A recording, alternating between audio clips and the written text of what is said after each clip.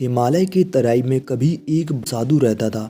उसके उपदेश सुनने एक दुष्ट दैत्य भी आया करता था, किंतु दुष्ट दैत्य अपनी प्रवृत्ति के कारण राहगीरों को लूटता था और उन्हें मारता था।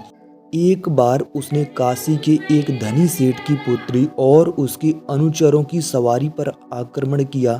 दैत्य को देखते ही उस कन्या के सारे अनुचर अपने अस्त्र शस्त्र छोड़कर भाग गए।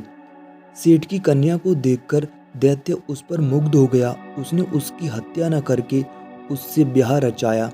इस डर से कि सुंदर कन्या कहीं भाग न जाए, उसने उसे एक संदूक में बंद कर दिया।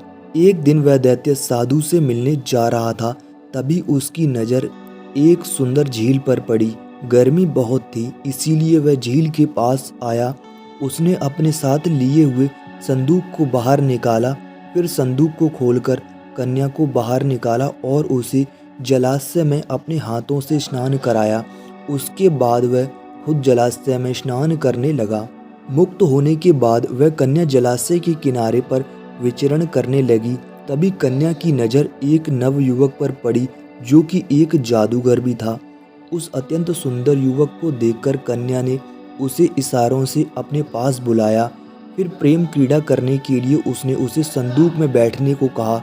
युवक जब वहां बैठा तब वह उसे अपने लिबास से ढककर स्वयं उसके ऊपर जा बैठी। नहाकर जब दैत्य वापस लौटा तो उसने संदूक को बंद कर लिया। दैत्य जब साधु के आश्रम में पहुंचा तो साधु ने उसका स्वागत करते हुए कहा, आप तीनों का स्वागत है। साधु की बात सुनकर दैत्य चौंक गया, क्योंकि वह नहीं जानता था कि कन्या और उसके अतिरिक्त भी कोई तीसरा उनके साथ है। साधु की बात सुनते ही उसने संदूक को बाहर निकाला। ठीक उसी समय युवक संदूक से बाहर निकल रहा था। उस समय तक वह अपनी तलवार ध्यान से पूरी तरह खींच भी न पाया था। अगर कुछ क्षणों का विलंब और होता तो वह अवश्य ही दैत्य का पेट फाड़ देता, परंतु दैत्य वहां से भाग खड़ा हुआ। साधु के वचन और उसके ज्ञान को सुनने के कारण दैत्य की जान बच गई थी, इसीलिए उसने साधु का धन्यवाद किया। साधु ने तब उसे शीलवान बनने की शिक्षा दी और उस कन्या को भी मुक्त करने का परामर्श दिया।